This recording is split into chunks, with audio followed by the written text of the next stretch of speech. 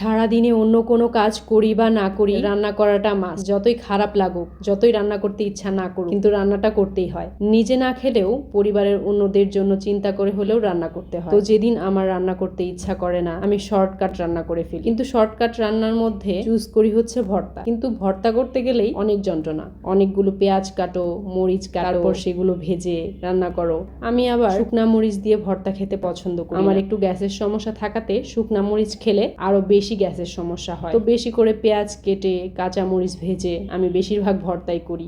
ঘুম থেকে ওঠার পর যে কোনো কাজ করতে অলসতা লাগলেও কাজ শুরু হলে শরীর যে খারাপ ছিল সেটা কোনো খারাপ লাগা কাজ করে না। মাঝে মধ্যে ঘুম থেকে ওঠার পর হাত পা ব্যথা হয়, মনে হয় সারাদিন চলতেই পারবো, কোনো কাজ করতে পারবো না আজকে। কিন্তু কাজ একটা শুরু করি, তারপর দেখতে দেখতে সারাদিন চলে যায় বিভিন্ন কাজ করতে। অনেকেই মনে করেন সংসারের কাজ কোনো কাজ, কিন্তু যারা এটা মনে করেন তারা জানে না এটাই সবচেয়ে ইম্পর্টেন্ট কাজ। আপনি যদি আপনার পরিবারের মানুষকে ভালো করে রান্না করে খেতে না দেন এবং ঘরবাড়ি পরিপাটি করে না রাখেন, তাহলে যতই আপনি টাকা ইনকাম করেন বা যাই করেন, আপনি মনে শান্তি পাবেন না। সবকিছু কাজ পরিপাটি করে করে পেটের শান্তি থাকলেই আপনি মনে শান্তি পাবেন। তাই এই কাজগুলোকে ছোট করে দেখার কোনো কারণ নেই বলে আমার মনে হয়, কারণ এই কাজেও অনেক কষ্ট। আর যারা গুছিয়ে কাজ করে, পরিপাটি করে কাজ করে, তাদের কষ্ট তো ডাবল। কিন্তু আমার কাজে আমার হাজবেন্ড আমাকে অনেক হেল্প করে। এই তো আমি একা একা কাজ করছিলাম, এজন্য সে বলল, রান্নাঘরে একা একা কাজ করছো, আমার তো কোনো কাজ নেই, আমি গেম খেলছি, তুমি আলুটা আমাকে দিতে পারো, আমি ছুলে দিই। পরে ওর সামনে দিয়ে আসলাম, ও কম্পিউটারে গেম খেলতে খেলতে মুভি দেখতে দেখতে আমার আলুগুলা ছুলে দিল। এই তো আমার কাজটা সহজ হয়ে গেল। এভাবেই প্রত্যেকটা হাজবেন্ড যদি প্রত্যেকটা ওয়াইফকে হেল্প করে বা সাপোর্ট করে বা বুঝতে পারে আসলেই তার কাজটা করে দেওয়া জরুরি বা তার পাশে থাকা জরুরি বা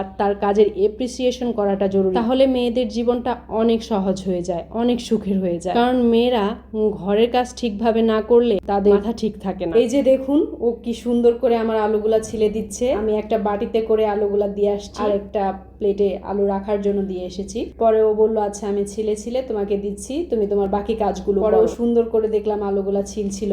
পরে আমি রান্নাঘর থেকে ক্যামেরাটা এনে ওর এখানে এসে একটু ভিডিও করলাম। আমার খুবই হেল্প হয়েছে। ও এইটুকু হেল্প করলেও আমার মনে হয় আমার অনেক বড় হেল্প হয়ে গিয়েছে। তো সেজন্যই বলছি, পুরুষ মানুষও যদি তার বউকে একটু সাহায্য করে, তাদের জন্য কাজটা অনেক সহজ হয়ে যায়। সব ওয়াইফদের জন্য তাদের কাজ ফেলে রেখে তারা প্রতিদিন তো পারবে না, কিন্তু যে কয়টা দিন একটু তারা ফ্রি থাকে সে কয়টা দিন তো পারে, মাঝে মধ্যে তো পারে, মাঝে মধ্যে হলেই কিন্তু প্রতিদিন লাগে না। আবার প্রতিদিন রান্না বান্না শেষ করে ঘর একটু ঝাড় না দিলেও মন শান্ত হয় না। জানলা দরজা সব লাগিয়ে রাখি, তাও এত ধুলা যে কোথা থেকে আসে আল্লাহ ভালো জানে। প্রত্যেকটা ফার্নিচার 1-2 দিন পরপরই ঝাড় দিতে হয়, তবুও দেখি ধুলা পড়ে আছে। তো এই ধুলা ঝাড় দিতে দিতে এর অনেক সময় কেটে যায়, কিন্তু ঝাড় আমাকে দিতে হবে। এই ঝাড় না দিলে আবার যে কোনো জায়গায় হাত দিলে হাতে ময়লা লাগে। যখন হাতে ময়লা লাগে তখন বুঝতে পারি আলসেমি করে ফেলেছি, অনেকদিন ঝাড় দিই না। তো তখনই সাথে সাথে ঝাড়টা নিয়ে ঝাড় দেওয়া শুরু করে দিই। তো এইভাবেই কেটে যায় আমার সারা দিন। এই ময়লা হওয়ার ভয়ে ঘরে অনেক জায়গা ফাঁকা থাকলেও আমি ঘরে ফার্নিচার কিনছি, কারণ ফার্নিচার কিনলেই নতুন জ্বালা। এই কয়টা ফার্নিচারই আমি ঝাড় দিতে পারি, তো নতুন ফার্নিচার কিনলে আবার বেশি ঝাড় দিতে হবে, এই জন্য ফার্নিচারও কম কিনি। আমার ঘরে এখনো অনেক জায়গা পড়ে আছে। বিয়ে হয়েছে খুব অল্প দিন, তাই আস্তে আস্তেই কিনছি।